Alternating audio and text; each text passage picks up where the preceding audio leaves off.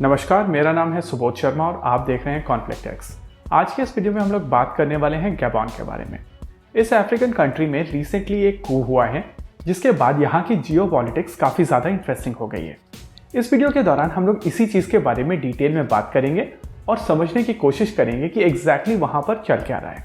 अभी आपकी स्क्रीन के ऊपर अफ्रीका का मैप दिखाया गया है और इसमें अगर आप ध्यान से ऑब्जर्व करेंगे तो एरो की मदद से गैबॉन को दिखाया गया है। लगभग पिछले 50 सालों से इस देश के ऊपर एक ही फैमिली का राज रहा है और ये फैमिली बोंगो फैमिली है। जब ये कू हुआ था तब यहाँ के राष्ट्रपति अली बोंगो थे और ये पिछले 14 साल से राष्ट्रपति हैं। ये कू एग्जैक्टली तब हुआ है जब इलेक्शन के रिजल्ट्स डिक्लेयर किए जा रहे थे, जिसके हिसाब से अली बोंगो दोबारा जीत रहे थे और इसी वजह से मोस्ट लाइकली ये कू किया गया है। देखिए, अगर आप घटनाक्रम को ध्यान से समझेंगे तो आपको समझ में आएगा कि सबसे पहले कुछ मिलिट्री लीडर्स ने टेलीविजन पर आकर ये डिक्लेयर कर दिया कि इलेक्शन रिजल्ट्स वॉइड हैं।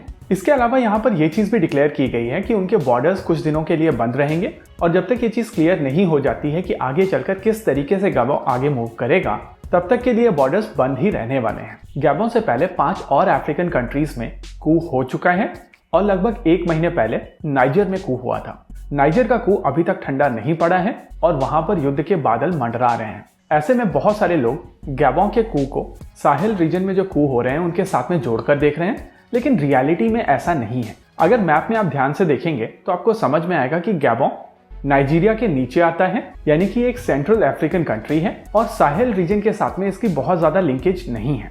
हालांकि नेचुरल रिसोर्सेज के मामले में गैबॉन काफी ज्यादा इंपॉर्टेंट हो जाता है, क्योंकि इनके यहाँ पर बहुत बड़ी बड़ी मैंगनीज की माइंस हैं और जितना मैंगनीज इनके यहाँ पर निकलता है वो सारा का सारा फ्रांस के माध्यम से अलग अलग कामों में यूज किया जाता है, स्पेशली बैटरीज बनाने। इसके अलावा यूरेनियम और ऑयल की भी प्रेजेंस गैबॉन में है, यानी कि एक तरीके से गैबॉन काफी इंपॉर्टेंट कंट्री है।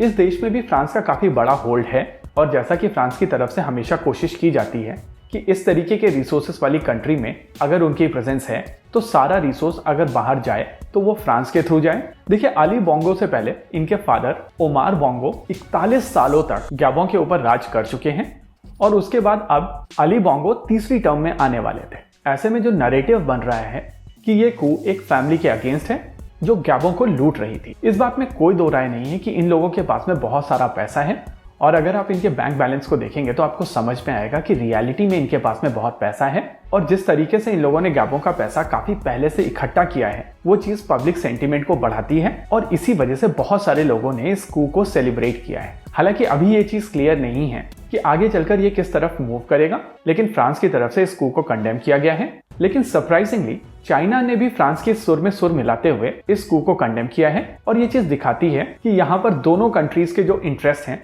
वो काफी हद तक मिलते जुलते हैं। आने वाला समय गैबॉन में काफी ज्यादा इंटरेस्टिंग होने वाला है और हम लोग इसको मॉनिटर करते रहेंगे। फिलहाल के लिए इस वीडियो में रखते हैं केवल इतना ही। वीडियो को अंत तक देखने के लिए धन्यवाद। देखते रहिए कॉन्फ्लिक्ट एक्स। जय हिंद।